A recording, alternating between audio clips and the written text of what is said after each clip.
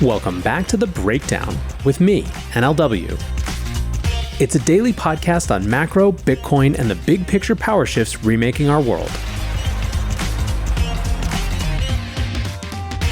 What's going on, guys? It is Thursday, February 20th, and today we are finally taking a break from memecoin mania to do a catch-up on some of the continuing crypto activity in Washington, D.C.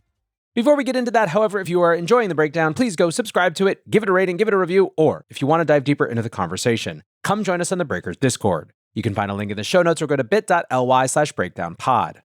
All right, friends. Obviously, the demolition of the memecoin industrial complex has taken center stage this week. And in all the conversations around how to change things and the changes that we need, one of the main differences this time around is that there are actually partners in DC in the regulatory apparatus who want to engage with the industry in setting common sense ground rules. And not only that, ground rules that don't just prohibit certain types of bad behavior, but officially sanction certain types of previously gray area behavior that could suck some of the oxygen away from the seedier parts of the industry by creating more space for interesting experimentation.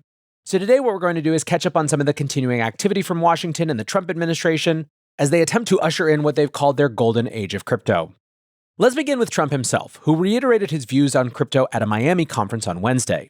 Trump renewed his commitment to making America the, quote, crypto capital of the world. He said, "We want to stay at the forefront of everything, and one of them is crypto, and Miami seems to be the center of the action, and maybe it'll stay there." We also got our first glimpse of Trump keying his approval rating off the Bitcoin price when he stated, "Bitcoin set multiple all-time record highs because everyone knows that I'm committed to making America the crypto capital."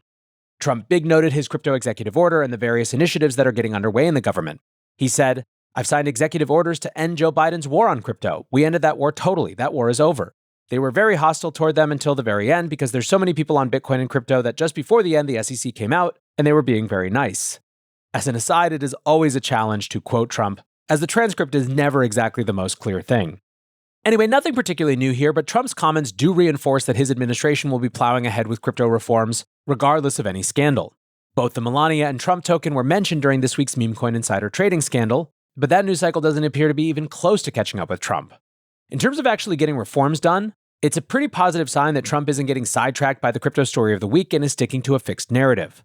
Now, moving on down from the top, as much as executive orders might have gotten the ball rolling, lasting policy is going to come from elsewhere in the government. To that end, another box has been checked with Howard Lutnick being confirmed as Commerce Secretary on Tuesday. Lutnick is the former CEO of Cantor Fitzgerald, a big fan of Tether, and to use his words, he owns an S-ton of Bitcoin. With Lutnick in office, the real work on crypto policy can begin at the White House. 2 weeks ago during his press conference, crypto czar David Sachs gave a status update on the Bitcoin Strategic Reserve, saying that the planning can't begin until everyone on the Crypto Council is confirmed by the Senate, likely at the time referring to Lutnick. Recent reporting suggests that industry membership on the Crypto Council is very tenuous. Trump is reportedly reticent to appoint any industry figures permanently, and instead rely on a rotating group across a series of summits focused on individual policies. Unchained wrote that this new plan was viewed as a way to, quote, avoid rife tribalism and infighting within the crypto industry. I can't imagine what he's concerned about. Anyway, while Lutnick will likely have his hands full with trade and tariff policy, the core of Trump's crypto team is now in place and ready to get on with the job. Over in Congress, meanwhile, Ted Cruz is pushing forward the first crypto vote of the new term, a proposal to remove a controversial crypto tax rule. Cruz is calling for a resolution that would repeal midnight rulemaking from the IRS that would classify a huge portion of the crypto industry as brokers. The rule would force DeFi protocols to track and report user profitability to the tax agency in a way similar to stockbrokers. Critics have pointed out that DeFi protocols typically don't have enough information about user activity to track this information, which could lead to millions of erroneous reports being filed with the IRS. The Blockchain Association has sent a letter to congressional leaders from both parties calling on them to repeal the rule, stating that it, quote, represents regulatory overreach that fundamentally misunderstands the technology it attempts to regulate and ignores Congress's intent. All 75 Blockchain Association member organizations co-signed the letter. While the rule wasn't set to go into effect until 2027, it risked crippling the DeFi ecosystem and essentially killing off the idea of disintermediated finance. The Blockchain Association wrote, under the rule, software companies that never take custody or control of user assets will be required to radically rebuild their services in order to unnecessarily collect and then report to the government the personally identifying information and transaction details of potentially tens of millions of American users. A spokesperson from the DeFi Education Fund said that they were, quote, thrilled to see momentum building against the, quote, unworkable, unconstitutional rule. Now, the constitutional argument hinges on the idea that DeFi fundamentally has no true intermediaries with control of customer funds. so cannot be forced to surveil their users and report their data to the government under the Fourth Amendment. Peter Van Valkenburg, the executive director of Coin Center, wrote, "So good to see the crypto industry come together to support Congress repealing the broker rule. Demanding warrantless user data collection from mere software devs is not something we do in America." Alexander Grieve, the VP of Government Affairs at Paradigm, tweeted, "Non-custodial intermediaries and software developers are not brokers, and the IRS is acting outside of congressional intent. Roll it back." Cruz's resolution doesn't currently have a timeline for a vote, but industry lobbyists will be in Washington next week to drum up support. Hello, friends. I am thrilled to share that Ledger is once again partnering and sponsoring with The Breakdown. Many of you know, but for those of you who don't, Ledger is the most secure hardware wallet for your crypto and logins. It's trusted by 7 million users and secures 20% of the world's digital assets. What's more, Ledger is a lot more than wallets. Over the recent years, they've built a comprehensive ecosystem of products and services, all of which are designed to make digital ownership more secure and accessible. You can buy your Bitcoin with Ledger and Ledger Live, and so much more. Basically, not only do they want to keep your assets secure, they want you to be able to do more with them. Ledger's newest devices, the Ledger Stacks and Ledger Flex, introduce the world's first secure touchscreens, making it easier and safer to manage your transactions and assets. Alongside Ledger Stacks and Ledger Flex, the company also launched the Ledger Security Key app, offering a safer alternative to traditional passwords and enhancing your digital security.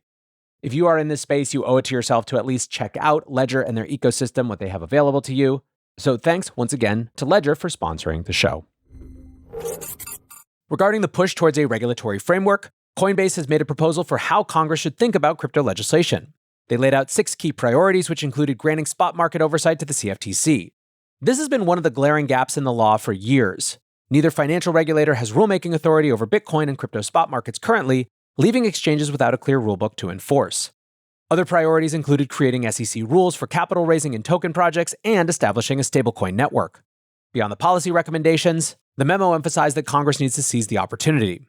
Coinbase wrote, "The risks of inaction are clear. Without regulatory clarity, the US will continue to lose its edge in blockchain innovation. Developers and businesses will seek opportunities abroad, and consumers will remain vulnerable to fraud and systemic failures." Over at the SEC, the dismantling of the Gensler agenda continues, with the agency abandoning an appeal of broker-dealer rule changes. The rule was passed in February last year and massively expanded the category of platforms that were required to register as broker-dealers. The dealer definition was expanded to include anyone who trades in a, quote, manner consistent with de facto market making. The wording captured crypto market makers, large trading firms, and potentially even automated market maker protocols used in DeFi. The definition of a broker was stretched to cover any messaging platform used to organize markets. This would impose registration and reporting requirements on DeFi platforms and potentially even non-financial communication apps like Telegram that host informal OTC markets. To put a fine point on the implications, this rule would have required DeFi protocols and OTC markets to have full compliance with KYC and anti-money laundering rules. These drastically expanded definitions were viewed as unworkable, and the SEC was sued to prevent them going into force. The rule was struck down by the courts in November, but Gensler's SEC filed an appeal a few days before the former chairman stepped down. That appeal has now been vacated, and the rule will join the growing pile of Gensler agenda items in the scrap heap. Kirsten Smith, CEO of Blockchain Association, said, "Complete and total victory today in our case against the SEC over the dealer rule. Following the SEC's voluntary dismissal of its own appeal, the crypto industry can breathe a sigh of relief." Larry Florio, the general counsel at 1KX Network, tweeted, "The message is clear. Innovation thrives when regulators engage collaboratively rather than through enforcement-first tactics." That isn't the only SEC lawsuit affected by the changing of the guard. Over the past week, the regulator requested a pause in their cases against Binance, Coinbase, and strategic litigation brought by a pre-launch exchange called LedgerLex. Some have noted that the treatment of SEC cases has been uneven, with lawsuits against Ripple and Kraken continuing. Fox Business reporter Eleanor Terrett queried her sources within the agency on this point. She tweeted, "On the SEC pausing ongoing litigation against crypto firms, I'm told by multiple legal sources that the SEC has been prioritizing cases with immediate court deadlines, which is one explanation for why we haven't seen pause requests in the Ripple and Kraken cases. Kraken's next court date isn't until late March, while Ripple's next deadline is in mid-April. The next major court date will be a deadline in the Coinbase case, which falls on March 14th. Taken together, these stories are representative of how Washington's crypto realignment is playing out. We're not seeing one big single policy or anything like that, just dozens of smaller actions that undo much of the agenda of the previous administration. It will, of course, take a long while before we see positive new policy, but the dismantling of the existential risks to the industry continues at a rapid pace. Turning to Wall Street, the SEC has been busy getting through filings for crypto ETFs. Over the past week, the agency has now acknowledged applications for XRP and Litecoin ETFs, adding to the Solana and Dogecoin filings from last week. In addition, applications to add staking to Ethereum ETFs have been acknowledged. Acknowledgement is the first step in a sometimes long road towards approval, but it indicates the SEC is engaging with these varied new crypto ETFs. Finance lawyer Scott Johnson commented, "To be clear, acknowledgements generally mean nothing, particularly in this case. They're only noteworthy with respect to certain spot digital asset filings like Sol, in which the SEC under Gary were refusing to acknowledge on the basis that they were being improperly filed."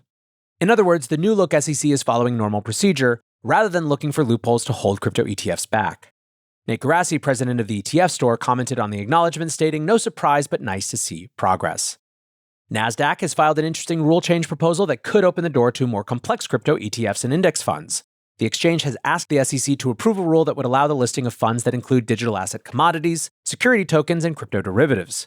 The application is specifically regarding the Hashdex crypto index ETF, which is currently limited to just Bitcoin and Ethereum. If this rule change is approved, the ETF would be able to add other crypto tokens regardless of their status as securities. The rule change would allow other ETF providers a pathway to offering similar products as well as more complex derivatives-based strategies. Individual ETFs would still require approval, but this rule would represent a new standardized pathway. Finally, one surprising effect of the shift in regulatory stance is the return of Binance US. The domestic affiliate exchange has reopened US dollar deposits and withdrawals for the first time in 18 months. The exchange shut down their fiat rails during the early stages of the SEC lawsuit, with reports suggesting they were shut out of the banking system. Since then, the exchange has operated using crypto only and suffered a near-complete collapse in volume. US dollar trading pairs will now return with 10 major tokens initially and others on the way. Binance US declined to name the new banking partner facilitating their return, but reports suggest it was a fintech rather than a chartered bank. Either way, it's a very strong indication that Operation Chokepoint 2.0 is indeed winding down. So as you can tell, none of this is big news on its own, but taken together shows a picture of how things are proceeding. Slowly but surely, and absolutely for the first time in a very long time, in the right direction, and that is something to celebrate. For now, though, that's going to do it for today's breakdown. Appreciate you listening as always, and until next time, be safe and take care of each other. Peace.